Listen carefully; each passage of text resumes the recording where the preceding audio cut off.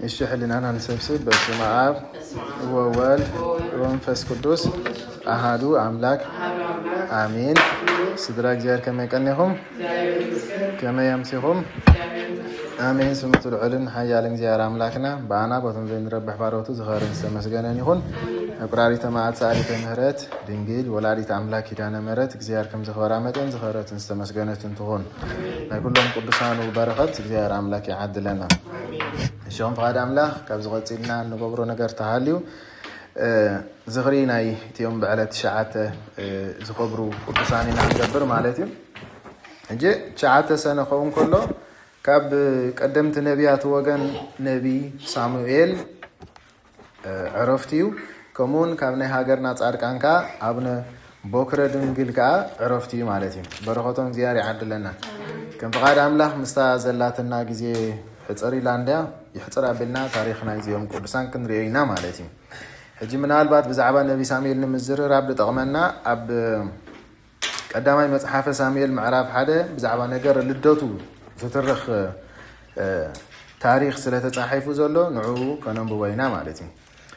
ቀዳማይ መጽሐፈ ሳሙኤል ምዕራፍ 1 ከፍቅደ 1 ጀሚሩ ከምዚ ይብል አብራማት አብዝባውንቲ ኤፍሬም ሕልቃና ዝስሙ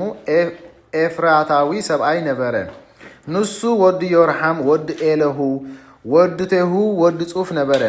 ንሱ ክልተ አንስ ነበረ ስምታ ሓንቲ ሃና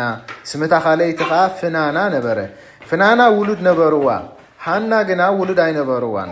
ሕልቃና ኻን እግዚአብሔር ጎይታ ሰራዊት ክሰግድን መስዋዕቲ ከቅርብን ኢሉ በበዓመት ካብራማት ይድይብ ነበረ አባ ኻ ክልቲኦም ደቂ ኤሊ አፍኒንን ፊንሃስን ንእግዚአብሔር ብኽህነት የገልግሉ ነበሩ እታ ሕልቃና ስው ዓላማ ዓልቲ ክትመጽእ ከላ ንፍናና ሰበይቱን ንኹሎም አወዳታን አዋልዳን ገግድዮም ይህቦም ነበረ ንሃና ግና እግዚአብሔር እኳ ውሉድ ከሊእዋ እንተ ነበረ ይፈትዋ ነበረው ሞ ዕጽፍ ግደ ገይሩ ይህባ ነበረ እግዚአብሔር ውሉድ ከሊእዋ ስለዝነበረ ግና እታ መጻርርታ ፍናና ምንት ኸተኾርያ ኢላ መመሊሳ ተባጽወላ ነበረት እዚ ዓመት መጠዘጋጥም ነገር ነበረ ሃና ክትስውእ ናብ ቤት እግዚአብሔር ክድይብ ከላ ፍናና ሃና በኽያ ምብላዕ ክሳብ እተኣቢ ተባጭወላ ነበረት ሕልቃና ሰብኣያኻ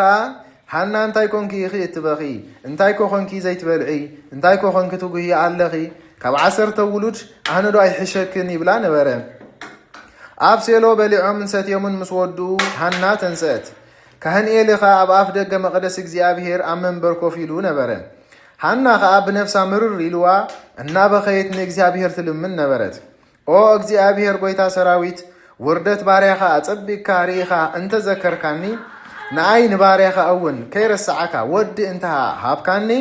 ኣነ ድማ ብኩሉ ዘመን ህይወቱ ንኣኻ ንእግዚአብሔር ከገልግል ክውፍዮ እየ ርእሱ ኸዓ ኮቶ ኣይክላፀን እዩ እናበለት መጽዓ ገበረት ሃና ኣብ ቅድሚ እግዚአብሔር አንዊሓ ክትጽሊ ኸላ ኤሊ ኣፋ ይጥምት ነበረ ሃና ብልባ እናጸለየት ከናፈራ ጥራይ ይወሳወስ ነበረ እምበር ድምፃ ኣይተሰምዐን ስለዚ ኤሊ ስኽርቲ ግዲ እያ ኢሉ ሓሰበ ኤሊ ኸዓ ከምዚ ኢልኪ ሰኺርኪ ክሳብ መዓሲኺ ደጊም ስባ ስኽራን ይኣኽለኪ በላ ንሳ ግና ጎይታይ ኣይፋለይን ኣነስ መንፈሰይ ጓሂ ዝመልአ ሰበይቲ ደኣ እየ ነቢትን ካልእ ዘስክር መስተንሲ ኣይሰተኹን ብጸሎት ደኣ ጭንቀተይ ኣብ ቅድሚ እግዚአብሔር ኣፍስስ ኣለኹ እቲ ክሳብ ሕጂ ዘዛረበንስ ብዝሒ ጓህን ሓዘንን እዩ እሞ ንኣይ ንባርያኻ ከም ዝርግቲ ሰበይቲ ኣይትረኣየኒ ኢላ መለሰትሉ ሽዑ ኤሊ ብሰላም ኪዲ ኣምላኽ እስራኤል ዝለመንክዮ ኩሉ ይሃብክ በላ ንሳ ኸዓ ኣነ ባርያኻ ኣብ ቅድሚኻ መጎስ ክረክብ ተስፋ ኣሎኒ በለቶ ከይዳ ኸዓ በልዐት ድሕርዚ ጓሂ ዝብልዎ ኣብ ገጻ ኣይተረኣየን ንጽባሓይቱ አንጊዮም ተንስዮም ድማ ኣብ ቅድሚ እግዚአብሔር ሰገዱ ተመሊሶም ከዓ ናብ ቤቶም ናብ ራማ ኣተው ሕልቃና ድማ ንሰበይቱ ፈለጣ እግዚአብሔር እውን ጸሎታ ሰምዐ መዓልታታ ምስ ሓለፈ ሃና ጠነሰት ወዲ ድማ ወለደት ካብ እግዚአብሔር ለሚነ ዝረኸብክዎ እዩ ኢላ ሳሙኤል አውጻአትሉ ይብለና ስለቃሉ ዝኸረን ዝተመስገነን ይኹን እዚ ነገረ ልደት ናይ ነቢ ካህን ሳሙኤል ማለት እዩ በረኸቱ ኣይፈለየና ሕጂ ካብዚ ንሪኦ ታሪክ ኣብ ግዜ ዕረፍቱ እንታይ እዩ ድሕር ኢልና ንኣብነት ልደቱ ከምዚ ዓይነት እዩ ነይሩ ከመይ ተልና ኣብ ዝባውንቲ ኤፍሬም አብራማት ሕልቃና ዝበሃል ሰብኣይ ነበረ ኢሉ ኣቡ ነቢ ሳሙኤል ማለት እዩ ኣዲኻ ሃና ትበሃል ማለት እዩ ሕጂ እዚ ሕልቃና ሰብኣይ ክልተ ንስ ነበሮ ይብል ሕጂ ምናልባት ኣብዚ ንጹር ክኸውን ዘለዎ ክልተ ንስቲ ሕጂ ዝፍቀድ ከይመስለና ኣብ ብሉይ ኪዳን ክልተ ንስቲ ሰለስተ ንስቲ ካብኡ ንላዕሊ እውን ዝሓዙ ቅዱሳን ነይሮም እዚ ሕጂ ናይ ብሉይ ኪዳን እንታይ እዩ ሕጊ እዩ ኣንሕና ብናይ መንገ ሕጊ ኢና ንመሓደር ወይ ከዓ ንኸይድ ድሕር ኢልና ብናይ ሓድስ ኪዳን ማለት ኣብ ሓድስ ኪዳን ሓደ ንሓንቲ ሓንቲ ኸ ንመን ንሓደ ጥራሕ እዩ ዝፍቀደልና ማለት እዩ ሕጂ ምናልባት ክስተኩ ከምዚ ገይሩ ኣነኻ ከም ዝገብር ገለ ዝበሃል ኣብዚ ኣይሰርሕን እዩ ማለት እዩ ምክንያቱ ንሶም ዝፍረድዎ ወይ ከዓ ንሶም ዝተፈረድዎ በቲ ናይ ሽዑ ሕጊ እዩ ኣንሕና ንፍረዶ ካበይን በቲ ጎይታ ዝመሃረና ሕጊ እዩ ማለት እዩ ዘመን ኣብ ዘመን ሓድስ ኪዳን ስለ ዘለና ማለት እዩ ሕጂ እዚአን ክልተ ኣንስቲ ብፍላይ ፍናና ውሉድ ነይርዋ ኢሉ ሃና ግን ውሉድ መን ከልእዋ ነይሩ ኢሉ እግዚኣብሄር ሕጂ ፍናና ድማ ውሉድ ስለ ዘረኸበት ንፍናና እውን ውሉድ መን ይሂብዋ ንፍናና ውሉድ ዝሃባ እግዚኣብሄር እዩ ንሃና ድማ ውሉድ ዝኸላ መን እግዚኣብሄር ስለዚ ቅዱስ ዳዊት ንጹር ገይሩ ክነግረና ከሎ ውሉድ ሲሉ ውህበት ናይ መን ውህበት ናይ እግዚኣብሄር ስለዚ እግዚኣብሄር ኣምላክ ዝህበካ ውህበታት እዮም ውሉድ ዳኣ እምበር ብድላይካ ተምፅኦ ኣይኮነን ማለት እዩ ስለዚ ውሉድ ስለ ዝነበርዋ ፍናና ንሃና እንታይ ትገብራ ነይራ ኢሉ ተባጭወላ ነበረት እዩ ሕጂ እዚኣ ሃና ዝተባሃለት ቅድስቲ ኣደ ክንሪኣ ከለና ብጣዕሚ ሽግር መከራ ዝሕለፈት እያ ምክንያቱ ሓደ ዘመኑ ዘመነ ብሉይ ኪዳን እዩ ኣብቲ ዘመን እቲ ድማ ሰብ ክወልድ እንተዘይደኣ ክኢሉ ሕጡኣ በረከት እዮም ዝብልዎ ካብ በረከት እንታይ ዝኾነ እግዚኣብሄር በረከት ዝኸልከሎ እዮም ዝብልዎ ማለት እዩ ስለዚ መስዋዕቱ ኣይቅበልሉ ከም ዝተነዓቐ ሰብ እዩ ማለት እዩ ሕጂ እዚ ከይኣኽላ ድማ እዚኣ ኣደ እዚኣ ፍናና ከዓ እንታይ ትገብራ ነይራ ኢሉ ተባጭወላ ነበረት ክሳብ ምብላዕ ምስታይ ተኣቢ ተብኪያ ነይራ ተልቅሳ ነይራ ማለት እዩ ብውሉድ ዘይምርካባ ምክንያት ማለት እዚ ሕጂ ናይ ነውሪ እዩ ማለት እዩ ሰብ በቲ ጉድለት ኣለዎ ኢልና ዝሓሰብናዮ ጎኒ ክንመፀም ከለና ብጣዕሚ ዝጉሂ ሓደ ባዕላ ዝገበረቶ እውን ኣይኮነን መን ይኸልኪልዋ ውሉድ እግዚኣብሄር ውሉድ እንታይ ገይርዋ ነይሩ ኢሉ ከልኪልዋ ነበረ ኢሉ ማለት ሕጂ ንሳ ንዘይትገብሮሲ ክትነቕፋ እንከለኻ ካብ ዝኸፍ ነገር የለን ማለት እዩ ሕጂ ከምዚ ዓይነት ሽግር ዘጋጥሞም ሰባት ክንርኢ ከለና ካብቲ ነውሪ ዝበሃል ዘረባ ምዝራብ ክንድሕን ይግባአና ማለት እዩ ሕጂ ብዙሓት ሰብ ሓዳር ክፋትሑ ከለዉ ንሪኢና ቤተሰብ ይዕሩኽቲ ኣዝማድ ኣትዮም ከምዚ ድሕር ኮይና ከምዘይ ትገብራ ወይ ከዓ ከምዚ እንተኮይኑ ከምዘይ ትገብር እዮ እናተባሃለ ኣብ ክንዲ ኣብ ሓዳሮም ፀኒዖም ንእግዚኣብሄር ዝልምኑ ቅድስቲ ሃና እኮ ከምዚ ረኣና መወዳእታ እንታይ ገይራ ወሊዳ እያ ግን እንታይ ስለ ዝገበረት ከይዳ ንመን ስለ ዝለመነት ንእግዚኣብሄር ማለት እዩ ፍናና ግን ተባጭወላ ነይራ እቲ ዘይግበር ነገር ትገብር ነይራ ማለት እዩ እቲ ካልእ ሽግር ከይኣኽላ ማለት እዩ ንሃና ግን እዚ እናኾነ እንከሎ ሕልቃና ሰብኣያ ከዓ እንታይ ገብራ ነበረ ኢሉ መቸም እግዚኣብሄር ገዲፉ ስለ ዘይገድፈካ ንፍናና ንዓን ንደቃን ነወዳታን ነዋልዳን ግግርዮም ሂቦም ነይሩ መስዋዕት ንሃና ከዓ ኢሉ ዋላ እግዚኣብሄር ውሉድ እንተኸልከላ ንሱ ግን ኣብ ሊፁ ይፈትዋ ነበረ እሞ ዕፅፊ ገይሩ እንታይ ገብራ ነበረ ኢሉ ይህባ ነበረ ኢሉ ማለት ኣይተጋደፋን እንጂ እዚ እቲ ስራሕ ናይ እግዚኣብሄር ክንሪኦም ከለና ብኩሉ እንታይ ይገብርኒ እግዚኣብሄር ኣምላክ ዝኾነ ነገር ዝኽልክለና ሓደ ነገር ካባና ወይ ከዓ ንዓና ክነግረና ስለ ዝደልየ ወይ ከዓ ኣብ ሊፁ ክህበና ክደሊ ከሎ እዩ ዘደንግየና እግዚኣብሄር ዳኣ እምበር እግዚኣብሄር ሃርያ ቅዱስ ጳውሎስ እንታይ እዩ ዝብሎ ኩሉ ዝኾነስ ንምንታይ ኩሉ ዝኾነ ንፅቡቕ እዩ ለና ምሽ ሕጂ እግዚኣብሄር ከጉህየና ኣሕና ክንሓዝን ኣሕና ትሕቲ ሰብ ክንከውን ሰባት ንክፀርፉና ኢሉ ዝገብሮ ወላ ሓንቲ ነገር የለን ንናትና ፅቡቕ ግን እንታይ እዩ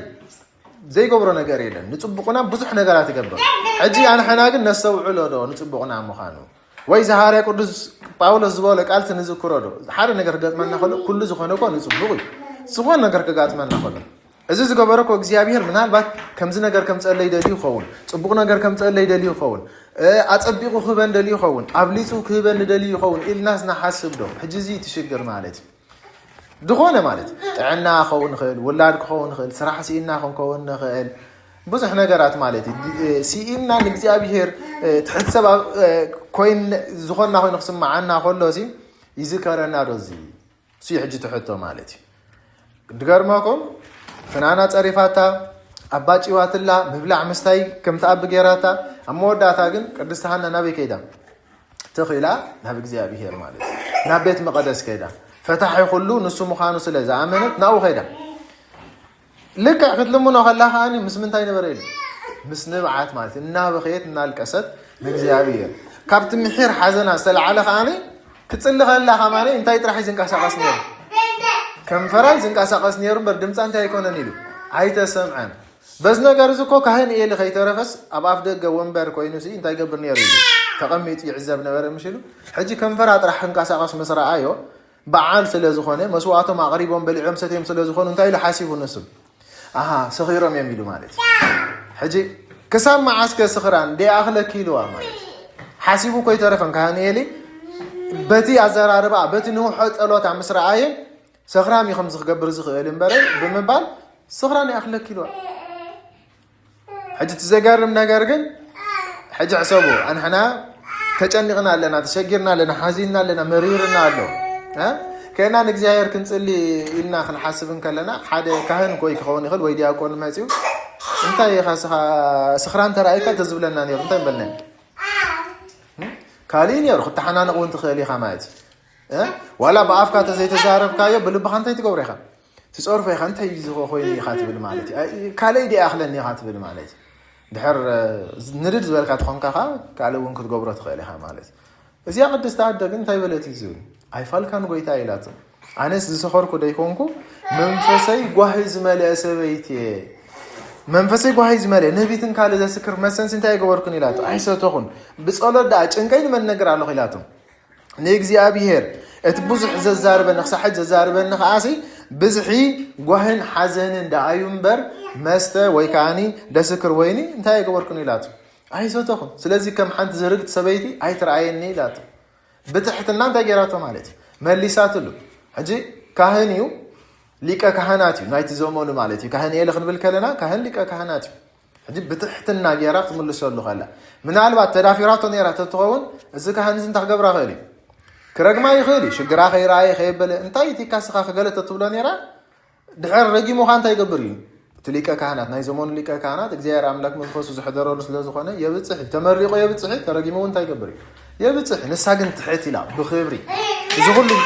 مكرا شجرا حزن رسعا اي غويتا يلاو اي فال كان انا زرقت سبيتي كونكون مستونا يسوتخون دزاربن دلخ حاج انتي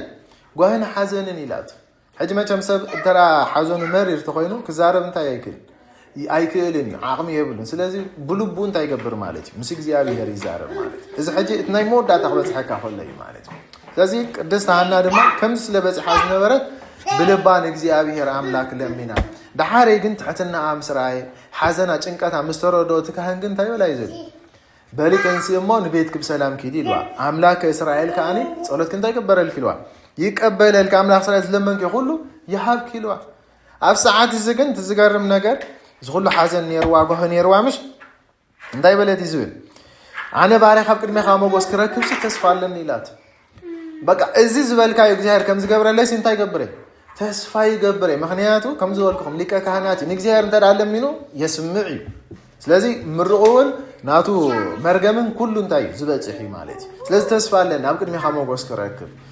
ንእግዚአብሔር እንተዳለሚን ካለይ ትዝበልካን ሁሉ ኩኾነለይ ከም ዝበለተማ በድሕሪኡ እንታይ ኮነት ይዝብላ ከይደም ንጽባሓይቶን ገምስ ኣብ ገጻሲ በድሕሪኡ ሓዘን ዝባል እንታይ ኮነ አይተራይ ምክንያቱ ናፍቲ حزنك زدمسس نبت حزنك زرحق نبت زتصنانع املاح سلاز خيرت مالك ناي لبا كله خا زرزي راس لاز نغورتو مالك ارا قدس بيدروس انتاي لله كله اتشغركم ابون تايغورو دربيو عملوختو مالك بقى كل شغركم نابي ناو دربيو اسبوعون تخغبري كلعلو يشغركا مالك ولا اونجل غويتا دحرينا يوم منجلي ماتوس 10 حاله 28 اتم اتصعرون صار زخوادكم ناباي نعو انا كعرفوكم يا كايزر حجنا باين عطر حيلو كيترفن انا خانت غبركم كعرفوكم ስለዚህ ቅዱሳና ድማ ከይዳ ናብት ዝዕርፍ እግዚአብሔር እትጾራን ተገራቶ ደርቢያቶ ንሱ ድማ ተገርዋተልና ይዕሪፍዋ ብድሕሪኡ ድማ ኣብ ገጻ ሓዘን ዝብሃል አይትራይ ሕልቃና ወይ ድማ ፍናና ተውግያ አይተውግያ ተባጭወላ አይተባጭወላ ብድሕሪኡ ሓዘን ዝብሃል ኣብ ቅድሚያ አይነበረን በልዓት ሰትየት ከማን ይለዋ ማለት በልዓ ሰትያ ንገዞም ካተ መሊሶም ሕልቃና ንሰበይት ፈለጣ ይሉ ድሕሪ ድማ እግዚአብሔር አምላክ እንታይ ገበረ እዩ ጸነሰት ግዚያ ምስ ሓለፈ ጸነሰት ይሉ ጸነሰት ጥራሕካ አይኮነን እቲ ግዚያ ምስ አኸለ ድማ ወዲ ወለድ ምትሉ ወዲ ብወዱ ቃመን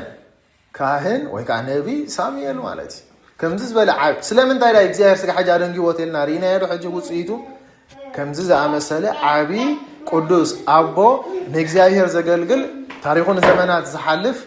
ኣዝዩ ብዙሕ ዘደንቕ ነገራት ዝገብር ውሉድ ክህባ ስለ ዝደለየ ከም ናይ ፍናና ዝጠቅምን እንዳይጠቅምን ኣይኮነን ሂብዋ ካብ ኩሉ ዝበለፀ እዩ ሂብዋ ማለት ስለዚ እንታይ በለት ኢኻ ማንዝብል ንእግዚአብሔር ለሚነ ረኺበየ እሞ ኢላ መን ኢላቶ ሳሙኤል ምክንያቱ ሳሙኤል ማለት እንታይ ማለት እዩ ካብ እግዚአብሔር ለሚነ እንታይ ዝገበርክዎ ዝረኸብክዎ ማለት ስለዚ ካህን ሳሙኤል እምበር ብከምዚ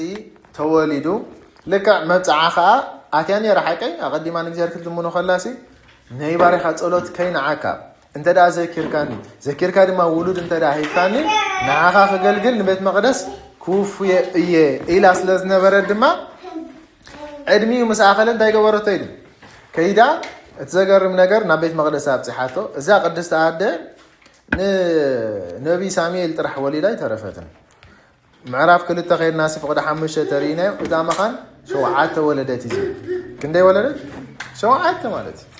እንጂ እግዚአብሔር አምላክ ረይዎ ዕጥፍ ጣፍ ገይሩ ክበካ ከሎ ከምዚ እዩ ማለት ስለዚ ነቢ ሳሙኤል ብከምዚ ኣገባብ ናብ ቤት መቅደስ ምስ ኣተወ ከም ተቀዲሙ ታሪክ ዝነገረና ግን ኣብቲ ቤት መቅደስ ኣገልገልቲ መን ነበሩ ኢሉ መን እዮም ነይሮም ኣገልገልቲ ካህን ኤሊ ኣሎ ካልኦት ምስ ዝነበሩ ኣፍኒንን ፍንሃስን ንካህን ኤሊ እንታይ ኢሉ ደቁ ማለት ሕጂ እዚኦም ካህናት እዮም ንሱ ድማ ካህን ሊቀ ካህናት ኢኻ ማለት ሕጂ ናይዚኦም ኣፍኒንን ፍንሃስን ድማ ድሕር ታሪኾም እንዳቐፀልና ተሪእናዮ መፅሓፈ ሳሙኤል ምዕራፍ 2 ጀሚርካ ድማ እግዚአብሔር አምላክ እንታይ ዝገበሮም እዮም ወይ ከዓ ንእግዚአብሔር አምላክ ዘሕዞን እዮም እግዚአብሔር ዝነዓቆም እዮም ነይሮም ዞም ካህናት እዚኦም ነቢ ሳሙኤል እምበር ብህፃንነቱ ምስ መን ክዓቢ ተገዲዱ ማለት ምዚኦም ከም ዝኣመሰሉ ካህናት እንክንሶም ግን ከዓ ናይ ካህናት ስራሕ ደይሰሩ ካህናት እንክንሶም ንእግዚአብሔር ዘይፈልጡ ካህናት እንክንሶም ፈፂሞም ካብ ግብሪ ፅድቂ እንታይ ዝኾኑ ዝረሓቑ ማለት እዩ ዘገርም ነገር እኮ ምናልባት ድሕር ንዝክር ተኾይና ሕዳር ፅዮን ክኸውን ከሎ ኩሉ ግዜ ብዛዕባ እዚኦም ይለዓል ስለምንታይ ታቦተ ፅዮን ተማሪኻ ክንብል ከለና ንዝክሮ ዶ ምክንያቱ እዚኦም ካህናት እዚኦም ነውራማት ካህናት እዮም ነይሮም ሕጂ ካብቲ ጎሊሑ ዝተገልፀ ሓጢኣቶም እንታይ እዩ ድሕር ኢልና ሓደ መብራህቲ ናይ ቤት መቅደስ እንታይ ገብሩ ነይሮም ኢሉ የጥፉ ነቢ ሙሴ እግዚአብሔር ኣዚዝዎ ካብ ሰዓት 7 ናይ ምሸት ክሳብ ሰዓት 7 ናይ ንጎ ክበርህ ብርሃን ኣብ ቤት መቅደስ ኣዚዙ ስለዚ እንታይ ኢሎም ሓሲቦም ሓራይ ምሸትሲ ንመብራህቲ ይኸውን ብርሃን ንኽህብ ሙሉእ ለይቲ ግን እንታይ ዝሕድር ኣለዎ ብምባ እንታይ ገይሮሞ ከጥፍእዎ ጀሚሮም ነቲ ብርሃን ማለት ሕጂ ሕጊ እግዚኣብሔር ንኢሱ ኢልካ ኣይተዕብዮን ኢኻ ዓብ ኢልካ ኣይተነሶን ኢኻ ፀይብኒ ገፊሕኒ ዝበሃል የለን ኣብ ሕጊ እግዚኣብሔር ከም ዘለዎ ኢኻ እንታይ ትገብሮ ትፍፅሞ ግበር ንዝተባሃለ ትገብር ኣይትግበር ዝተባሃለ ድማ ኣይትገብርን ማለት እዚያስ ንእሸያ እዚያስ ዓባያ ዝበሃል ኣብ ሕጊ እግዚኣብሔር የለን ስለዚ ብርሃን ስለምንታይ እዩ ኣብ ቤት መቅደስ ዝበርህ ስለምንታይ ናብ ብርሃን ነበር ስለምንታይ ሽምዓ ንገብር ስለምንታይ ጥዋፍ እዚ ኩሉ እንታይ ኣለዎ ትርጉም ኣለዎ ምሳሌ ኣለዎ ስቑኢሉ ዝግበር ነገር የለን ኣብ ቤተክርስትያንና ማለት እዩ ስለዚ እዚኦም ግን ነዚ ጥሒሶም እንታይ ገይሮም ከጥፍዎ ጀሚሮም ካብዚ ሓሊፉ ከዓኒ መስዋእቲ እግዚኣብሔር ክስዋዕ እንከሎ እቲ ሰስቡሑ እንታይ ገብርዎ ነይሮም ንዖም ወስድዎ እቲ ንእግዚኣብሔር ዝግባእ መስዋእቲ ንዖም ወስዱ ነይሮም ማለት ሕጂ ኣብ መንጎ እዚኦም ግን መን ኣሎ ድሕር ኢልና ነቢ ሳሙኤል ብህፃንነቱ ሕጂ ህፃን ድማ ካብቶም ምስኦም ዝውዕል ዘሎ ዝሓድር ዘሎ እዩ እንታይ ዝገብር ዝመሃር ማለት እዩ ኣብ ቤት መቅደስ እንኮላይ ንሶም እዮም ዝሓድሩ ንሱ ምስኦም ዝሓድር ሕጂ ሳልሳይ ሓጢኣቶም እንታይ እንተልናስ ኣብ ቤት መቅደስካ ምስተን ዝመፃ ኣንስቲ ኣብ ቤት መቅደስ እንታይ ገብሩ ነበሩ ይብል ይድቁሱ ነበሩ ይብል ማለት እዩ ረእይዎ ናይ ነብሩ ነብሩ ኣብ ቤት መቅደስ ማለት እዩ ሕጂ እዚ እናረኣየ የዓቢ ነቢ ሳሙኤል ክበሃል እንከሎ ማለት እዩ ኣዘገርም ነገር ግን እሶም እኮ ከም ዝበሉ ነውራማት እንተነበሩ ንሱ ግን ናይ እግዚኣብሔር ሰብ ነበረ ይብል በቲ ሓደ ወገን ክንመሃሮ ዝግባአና ድማ ኣብ ከምዚኦም ዝኣመሰሉ ሰባት ኣብ መንጎኦም ዋላ ክትነብር እንተተገደድካ ግን እንተ ደኣኒ ንስኻ ነቲ ሓጢኣት ዘይደለኻዮ ፃድቅ ኮንካ እንታይ ክትገብር ትኽእል ኢኻ ማለት እዩ ክትወፅእ ትኽእል ኢኻ ከም ናይ መን እንተኢልና ኣቦና ሎጥ ፃድቅ ሎጥ እኮ ካልኣይ ቅዱስ ጴጥሮስ ጽቡቕ ገይሩ ዝነግር ኣብ ሰዶምን ጎሞራን ክነብር እንከሎ ነብሱ ሲ ካብ ሓጢኣቶም ዝተለዓለ ነብሱ እንታይ ትኾን ነበረት ይብል ትጭነቕ ነበረት ይብል ማለት እዩ ደስ ኢልዎ ተሓጒሱ ኣብ ሰዶምን ጎሞራን ኣይነበርን ነይሩ እሶም ብነብሩ ሓጢኣት ክመላለሱ ከለዉ ንሱ ግን እንዳተጨነቐ ይነብር ነይሩ ብፅድቂ ስለዚ ኣብ መንጎ ክፉኣት ኣብ መንጎ ሓጢኣተኛታት ወይ ድማ ኣብ መንጎ እግዚአብሔር ዘይፈልጡ እግዚአብሔር ዘይኽብሩ ሰባት ክትሰርሕ ትኽእል ሕጂ ዘለና ዓለም ክፉ ዓለም ስለ ዝኾነ ምስ ከምዚኦም ዝኣመሰሉ ሰባት ኢና ንሰርሕ ሓቀ ነውሪ ክትሰምዕ ትኽእል ነውሪ ከምዚ ዘየሕፍሮም ሰባት ምሳኻ ክሰርሑ ይኽእሉ ይኾን ሕጂ እንተዳ ንሕና ፍቓድና ዘይኮነ እንታይ ክንከውን ንኽእል ኢና ማለት ከም ነቢ ሳሙኤል ብፅድቂ ክንወፅእ ንኽእል ኢና ማለት እዩ እዚኦም ገበርቲ ክፉእ ካህናት እኮ ልክዕሲ እንታይ ኻማን ዝብሎ እግዚኣብሔር ኣምላክ ምስ በዝሐት ሓጢኣቶም ኣቦኦም ካህንኤል ድማ ክግስፆም ስለ ዘይከኣለ ሕጂ እሱ ሊቀ ካህናት ኢልናዮ መራሒ እዩ ኣይኮነ እንዶ ነዚኦም ክልተ ደቁ ካህናት ንእስራኤል ከይተረፈ እንታይ ዝገብር እዩ ዝመሪሕ ካህንኤል ማለት እዩ ሕጂ እዚ ነውሪ ናቶም ምስ ተሰምዐ ኣክንዲ ከምዚ ድሕር ገይሩ ሓደ ካህንሲ እንታይ ዝኸውን ክህነቱ ይተሓዝ ይውገዝ ማለት ይምንጠል ሕጂ ኣክንዲ ዝግስፆም ክንዲ እስኹም ነዝቢ ኣገልግሎት እዚ ኣይትበቕዑን ኢኹም ስለዚ ድሕር ሕጂ ደው ተብሉ ክንዲ ዝብሎም ጥራሕ እንታይ ኢልዎም እዞም ደቂ ይሰምዑ ዘለኹ ወረዳ እንታይ እዩ ኢልዎም ሰብ ምስ ሰብ እንተደኣ ተባይሱ ሰብ የተዓርቆ ሰብ ምስ እግዚኣብሔር ተባይሱ መን የተዓርቆ ኢልዎም ስለዚ ወይልኹም ደቂ ኢልዎም ኣክንዲ ዝፈልዮም ኣክንዲ ትዝግባእ መፅዓት ዝህቦም ስቂልዎም ከማ ኢሉ ማለት እዩ ስለዚ በዚ ንቀፍ ካህንኤል ማለት እዩ ኣብ መወዳእታ ግን ኣቦኦም ካህንኤል ክቆፅዖም ስለ ዘይከኣለ እግዚኣብሔር ኣምላክ ክቆፅዖም ተለየ ይብል እዚኣ ሰውዕሉ ደቅና ድሕር ደይቀፅዓንዮም መን ክቆፅዖም እዩ መወዳእታ እግዚኣብሔር እዩ ዝቆፅዖም ኣሕና ቀፅዒና ድሕር ዘይዕበናዮም ደቅና እግዚኣብሔር ብዝተፈላለየ መንገዲ ገይሩ ይቆፅዖም እዩ ማለት እዩ ስለዚ ክቆፅዖም ስለ ዝደለየ ከዓ ይብል ብህፃንነቱ ከሎ ነቢ ሳሙኤል ብለይቲ ደቂሱ ከሎ እግዚኣብሔር እንታይ ገበሮ ይብል ፀውዖ ይብል ኣብ ቤት መቅደስ ሳሙኤል ሳሙኤል ሳሙኤል ኢልዎም እዚ ነቢ ሳሙኤል ተኣዛዚ ንመምህሩ ንኣቦኡ ንካህንኤሊ ብጣዕሚ ፈጣን ተኣዛዛይ ስለ ዝነበረ ለይቲ ዋላ እንተኾነ ምናልባት ኣቦይ ፀዊዕኒ ብምባል እንዳጎየ ናበይ ከደ ይብል ናብ ካህንኤሊ ኸይዱ ማለት እዩ ናብ ካህንኤሊ ኸይዱ ድማ እንሆ ኣቦይ ፀዊዕካኒ መፃኹ ኢልዎ መን ግን ፀዊዕዎ እግዚኣብሔር ኣምላክ ሕጂ ነቦታትና ከምዚ ፈጣናት ኣገልገልቲ ክንከውን ይግባአና ማለት እዩ ንኣብነት ምናልባት ዓሚ ነጊረኩም ነይረ ይመስለኒ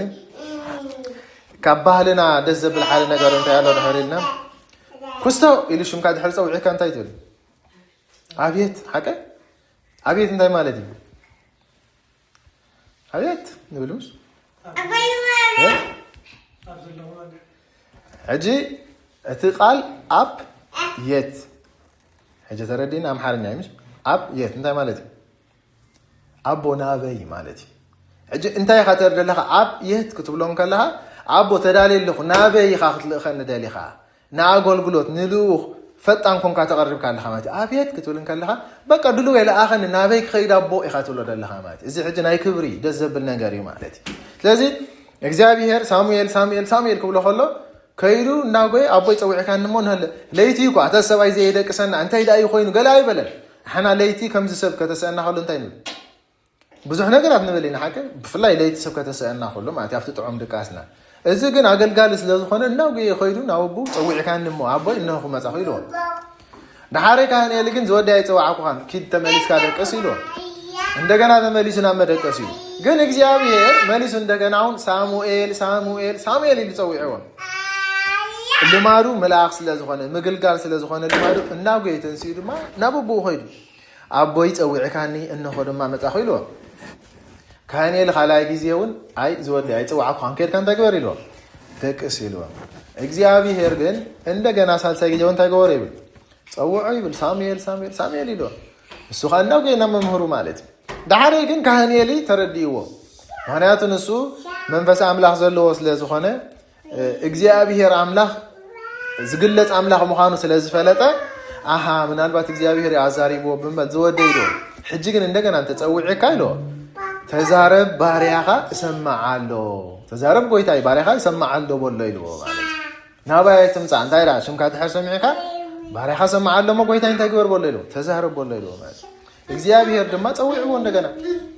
ሳሙኤል ሳሙኤል ሳሙኤል ምስ በሎ ጎይታይ ባርያኻ ሰማዓሎ ሞ እንታይ ግበር ኢልዎ ተዛረብ ኢልዎ ኣብዚ እዋን እዚ ግን እንታይ ዝብል ንኽትሰምዖ እዝንኻ ፅው ዘብል ነገር ንሳሙኤል እንታይ ገበሮ ይብል እግዚኣብሔር ነገሮ ይብል እቲ ነገር እቲ ኸ እንታይ ነበረ ይብል ደቂ ካህንኤሊ ክሞቱ ምዃኖም እስራኤል ክሰዓሩ ምዃኖም ታቦተ ጽዮን ክትማረኽ ምዃና እዚ ኩሉ ንመን ነጊርዎ ነቲ በነስነቱ ጥዑይ አገልጋሊ ሕያዋይ አገልጋሊ ገብርሄር ዝነበረ ካህን ነቢ ሳሙኤል ማለት እዩ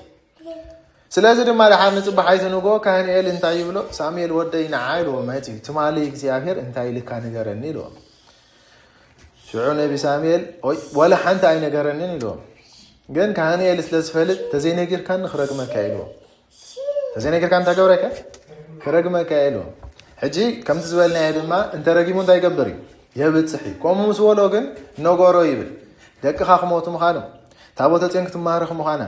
እስራኤል ክሰዓሩ ምዃኖም ነጊሩ ናቱ ነገር ግን አይነገሮን ንሱ ከም ዝመውት ግን አይነገሮን ይብል ማለት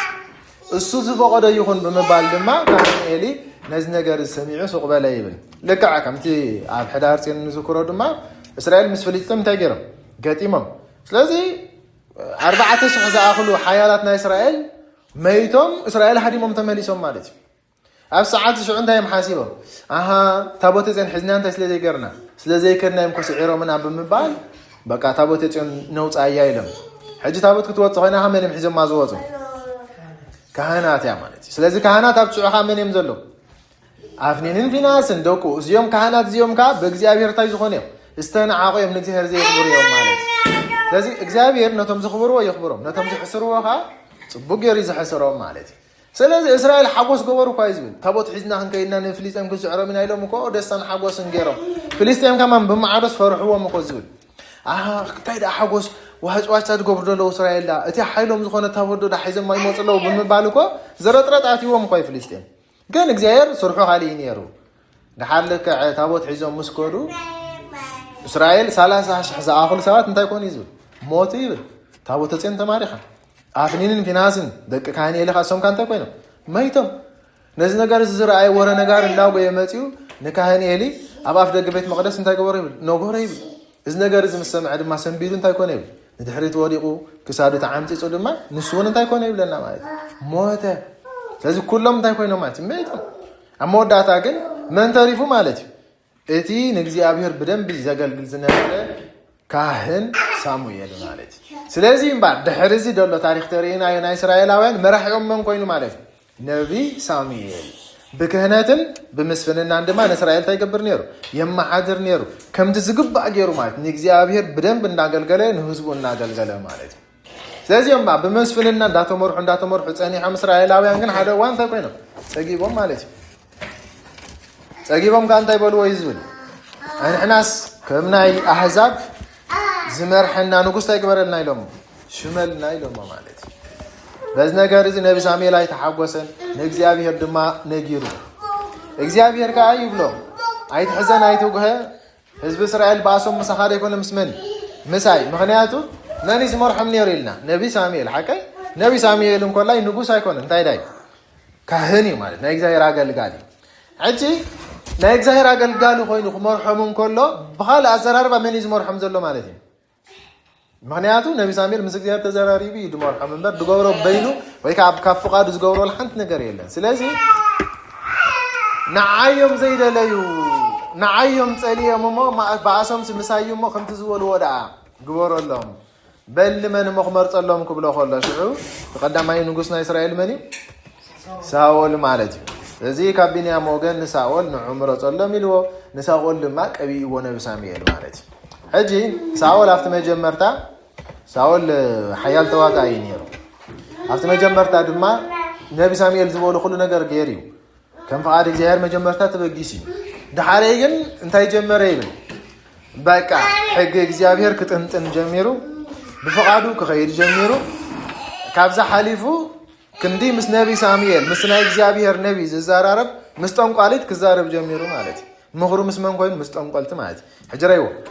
መንፈስ እግዚአብሔር ዝመሎ ነቢ ሳሙኤል እንከሎ መንፈስ ርኩሳት ዝመልኦም ጠንቆልቲ ኸይዱ እንታይ ክገብር ጀሚሩ ክዛረብ ስለዚ እኮ እንታይ ገብርዎ ነይሮም ክፉኣት ኣጋንንትሲ ይሕምምዎ ነይሮም ይዕብድዎ ምሽ ነይሮም ስለዚ መዝሙር ብበገና ፅቡቅ ገይሩ ክሃርም ዝኽእል ሰብ ኣምፅኡለይ እዚኦም ደጨንቑኑ ዘለው ክፉኣት ኣጋንንቲ ክረሕቑለ ይብል ነይሩ ንመን የምፅሉ ነይሮም ንቅዱስ ዳዊት ማለት እዩ እዚ ቅዱስ ዳዊት ክዝምር ከሎ ከዓ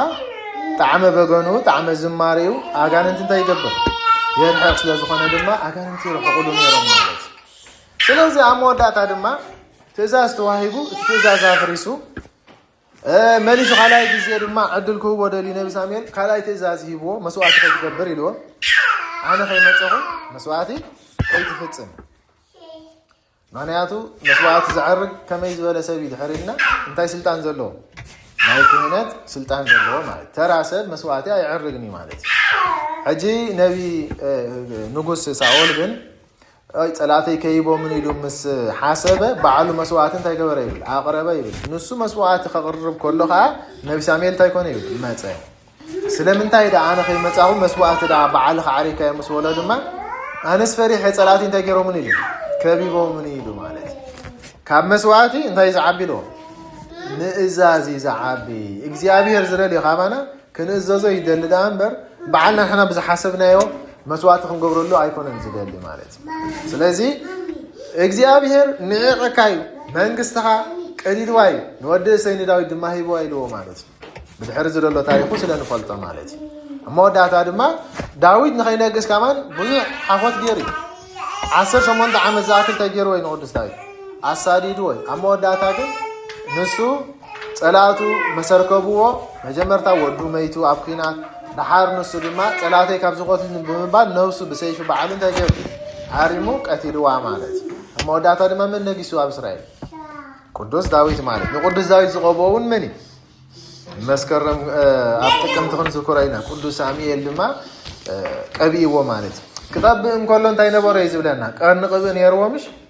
ቀርኒ ቅብኡ ናይ ሳሙኤል ይብላን ኣዴና ቅድስት ድንግል ማርያም ንኣብነት ሓከ ሰላም ለመልክኪ ለእግዚአብሔር መልኩ ምስ በለ መልካይዶም እንታይ ዝብል ረስዕኩም ይኹም መልካይዶም ሰላም ለመልክኪ ለእግዚአብሔር መልኩ በከመ መጻሕፍት ሂዱ ማርያም ድንግል ለሳሙኤል ቀርነ ቅብኡ እለ ያፈቅሩኪ በረከትኪ ይንሱ ወላ ይጸልኡኪ ከዓበ ፍጡነ ይጥፉ ይብል ማለት እዩ ሕጂ ሰላም ለመልክኪ ለእግዚአብሔር መልኩ ክብል ከሎ ነቲ ንእግዚአብሔር ኣምላክ መልክዑ ዝመስል መልክዕኪ ንዑ እንታይ ይግባእ ሰላምታ ይግባእ ዝብላ ምሽ ለእግዚአብሔር በከመ መጻሕፍቲ ሂዱ ከምቲ መጽሓፍቲ እንታይ ዝገብርዎ ዝመስክርዎ ይብላ ማለት እዩ ድሓረይ ግን እንታይ ይብላ ድንግል ማርያም ለሳሙኤል ቀርነ ቅብኡ ንስኹ እኮ እቲያ ናይ ነቢ ሳሙኤል ቀርኒ ቅቢ ኢኺ እንዳለ ዋላ ኣብ ባህር ያቆስ እውን ኣብ ቅዳሴ ይብላ ማለት እዩ እንታይ ዘራኽቦም ድሕር ኢልና ንኣብነት እቲያ ቀርኒ ቅቢ ናይ ነቢ ሳሙኤል እንታይ ነይርዋ ተይልና ካብ ዝተፈላለየ ዕምባባ ዝተዋፀ ደስ ዘብል ሽቶ እዩ ዘለዋ ጨና ብኡ ገይሩ ድማ ንእስራኤል እንታይ ሸመሎም ተይልና ሓደ ነገስታት በቲ ሓደ ወገን ከዓኒ ሊቃነ ካህናት ማለት እዩ ሕጂ ሊቃነ ካህናት ይኹኑ ነገስታት ምስ ሸሞም ንሱ እንታይ ይኾኑ ክቡራት ይኾኑ ሓቂ ይኸብሩ ማለት እዩ ይነግሱን ሊቃነ ካህናትን ልዕሊ ሰብ ይኾኑ ማለት እዩ ስለዚ ኣንሕና ድማ ካብ ዝነበርናዮ ናይ ሓጢኣት ህይወት ዝኸበርናዮ ብመን እንተልና በቲ ካብ ኣዴና ቅድስት ድንግል ማርያም ዝተወልደ እንታይ ጎይታናን ኣምላኽናን መድሓኒናን ኢየሱስ ክርስቶስ ማለት እዩ ልክዕ ከምቲ ነቢ ሳሙኤል በቲ ካብቲ ናቱ ዘይቲ ዝወፅእ ካብቲ ቀርኒ ቅቡ ዝወፅእ ቅቢ ምስ ቀብኦም ዝኸብሩ ኣንሕና ድማ በቲ ካብ ድንግል ማርያም ዝተወልደ ጎይታና ፈፂምና ከም ዝኸበርና ንምምሳል ንዴና ቅድስት ድንግል ማርያም እንታይ ብልዋ ማለት እዩ ንሳሙኤል ቀርኒ ቅቡ ማለት እዩ ስለዚ ነቢ ሳሙኤል ድማ ንእግዚአብሔር ኣምላክ ልክዕ ብሕጉ ተኸቲሉ ከምቲ ዝግባእ ኣገልጊሉ ንእስራኤል በቲ ዝግባእ መሪሑ በዚ ዕለት እዚ ድማ ብሰናይ ሽምግልና ዓሪፉ ማለት እዩ በረኸቱ ኣይፈለየና ምናልባት ሕፅር ኣቢልና ናይ ኣባ ቦክረ ድንግል ካብ ናይ ሃገርና ቅዱሳን ድማ ገራሪና ኣቡነ ቦክረ ድንግል ሕጂ ደብረ ምእዋን ንፈልጦ ኢና ምሽ ገዳም ደብረ ምእዋን ንፈልጦ ዶ ናይ ኣቡነ ብፁዕ ኣምላክ ገዳም ማለት እዩ ደብረ ምእዋን ሕጂ ጎደይቲ ዘሎ ማለት እዩ ጎደይቲ ደቀ መሓረ ማለት እዩ ሕጂ ኣብኡ ደድሕሪ ኣቡነ ብፁዕ ኣምላክ ካልኣይ ኣበመኔት ወይ ድማ ወዲ መዝሙር ናይ ኣቡነ ብፁዕ ኣምላክ ዝነበረ ቅዱስ ኣቦ እዩ ኣቡነ ቦክረ ድንግል ክንብል ከለና ማለት እዩ ነገረት ውሉዱ ከመይ ድሕር ኢልና ወዲ ኣክሱም እዩ ኣብ ኣክሱም ተወልደ እዩ ዝብለና ኣቦኡ ማሪቆስ ኣድዩ ድማ እግዚ ክብራ ይበሃሉ ማለት እዩ እዚኦም ዝተባረኹ ወለዲ ድማ ነዚ ቅዱስ ኣቦ ይወልዱ ልክዕ ሕጂ እቲ ዘገርም ነገር ናይ ኣቡነ ቦክረ ድንግል ክውለድ እንከሎስ ኣብ ኣፍ ልቡ እንታይ ስእሊ ነበሮ ይብል ናይ ኣዴና ቅድስት ድንግል ማርያም ምስሊ ፍቁር ወልዳ ስእሊ ኣብ ኣፍ ልቡ ተሓቲሞ ተወልደ ይብል ማለት እዩ እዚ ነገር እዚ ምስ ረኣዩ ድማ ከመይ ዝበለ ትእምርቲ ረኣዩ ዝናበሉ ይግረሙ ነበሩ ይብል ድሓር ግዜኡ ኣኺሉ ክጥመቕ እንከሎ አቡነ ሰላማ አስተባለ ካህን ገጥሞ ከሎ እንተራይ አብ አፍልቡ እንታይ ከምዚ ቅዱስ ቅቢ ይቆቦ ከሎ ማለት ናይ ምስለ ፍቁር ወልዳ ስእሊ ማለት ድሓር ቅዱስ ሚካኤል ተገሊጹሉ ድማ ስሙዚ ቦክር ድንግል ቦሎ ምክንያቱ ምልክቱ ድማ ተባፍ ልቡ ዘሎ እዩ ንድንግል ዘኽብር ንእግዚአብሔር አምላክ ዘፍቅር ይሞ ቦክር ድንግል ኢልካ ስመዮ ከም ዝበሎሞ ቦክሮ ድንግል ተባሃለ ይብል ማለት ልክዕ ኸጥምቆ ከሎ ድማ ብርሃን ከቢብዎ ነበረ ይብል ማለት ኩሉ ሰብ ናራዮ ብብርሃን ተኸቢቡ ነበረ ይብል ካብዚ ድሓር ድማ ዝህፃን ከመይ ኮንኮን ይናበሉ ዓበየ ይብል ከዓቢ ከሎ ልክዕ ከምቲ ናይ ሽዑ ግዜ ዝነበሩ ህፃናት ናይ አቡ ሕርሻ እናተማህረ መጓሰ እናጓሰ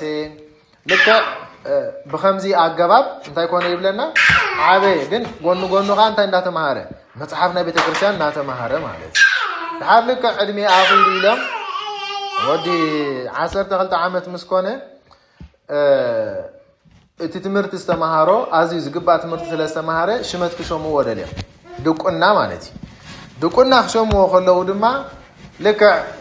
እቲ ጳጳስ ክሾሞ ኢሉ ምስ መፀ ድንግል ማርያም ተገለፀትሉ እዩ ዝብል በል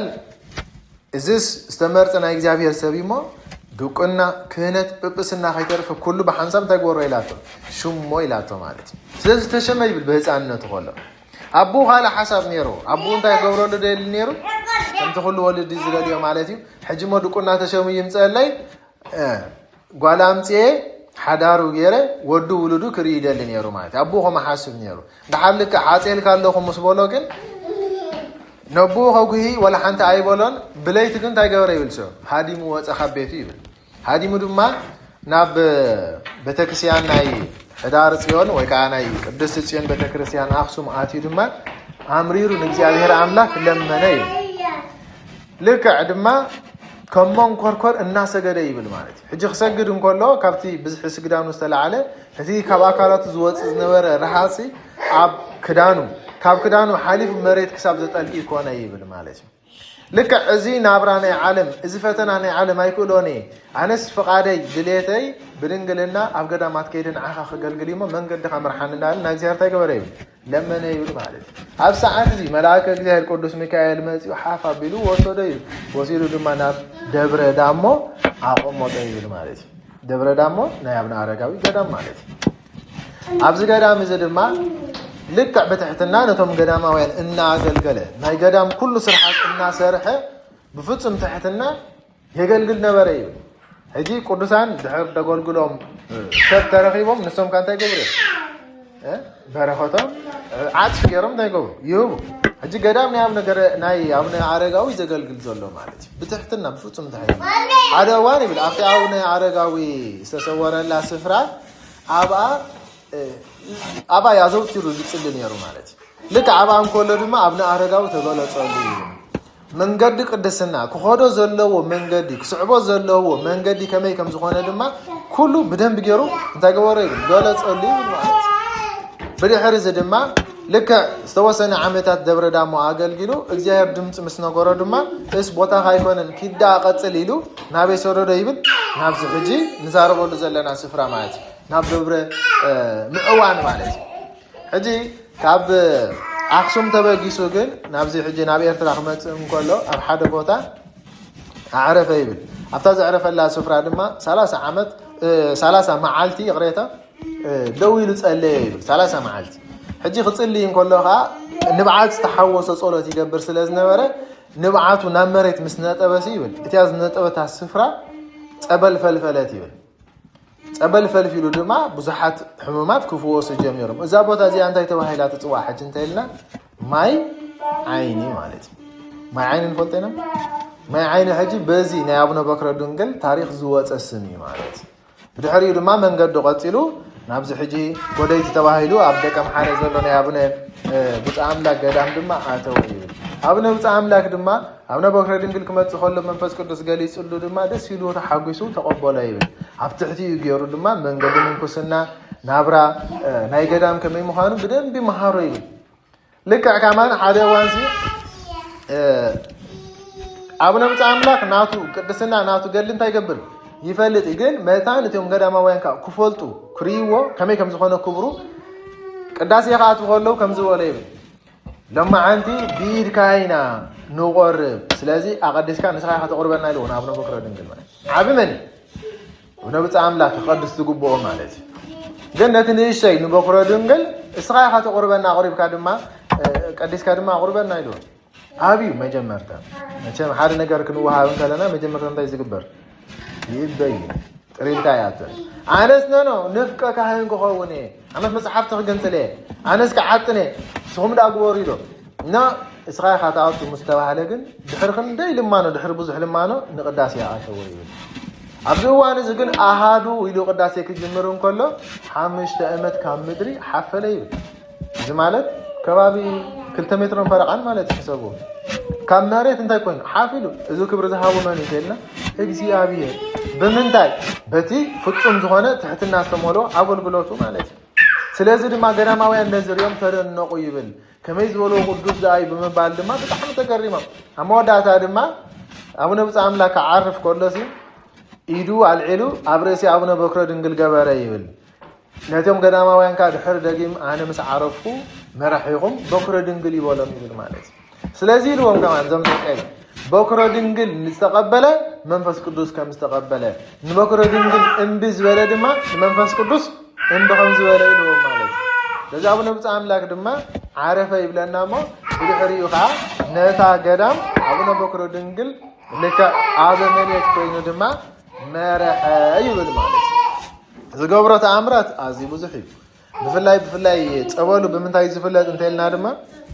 አጋንንቲ ዘሸግሩዎም ሰባት ምሻለው አጋንንቲ ሒዞም ብዙሕ ነገራት ዝኾኑ ሰባት ናይዚኦም ፍቱን ዝኾነ መድሃኒት ናይ አቡነ በክረ ድንግል ጸበል ማለት ናይ አቡነ በክረ ድንግል ጸበል ዝተለኸየ ጣዓመ ወይ ድማ ዝተሓጥበ አጋንንቲ ዝበሃልና እውን ታይገብሩና አይቆርብ እዚ ቃል ኪዳን ጎይታ ዝሃቦይ ማለት كمان حارسم قاعد يتصوع تذكار كاز جبرة يلدما عسرات ولدي زمحر قال كده نابنا بكرة دنقل قويته هي بوي كرم عرفته مالك لازم كم زبالة زرنا تاريخ زلوا قدس أبوي أبنا بكرة دنقل كبحالهم كله مالتي بزي تشعت سنة دما سنة يوم قلنا همزة عرفة كافس فلالي قدام فلاي دما أبنا يوحنس زدبر بيزين كعامس يوم متوزحات قدسان كوينهم دما بخبري بزماري بشبشب عدما كمز عرفوا وي نقرنا مالتي لما عندي بعد عرفتيو اب دبر من اوان دما كنت بتخرسيان زلون يا ابونا بتاملاكن يا ابونا بكره دنگل مال بدم بخاو يغبروا وي مالتي بركتن قدس صلاتن يا ابونا بكره دنگل مسكلاتنا يكون هاي نبي ساميل ون بركته ايفلينا يا ولادي املاك بركه ربيت يرحقنا لازم هارك زياره املاكنا زخبرن استمسجنن يكون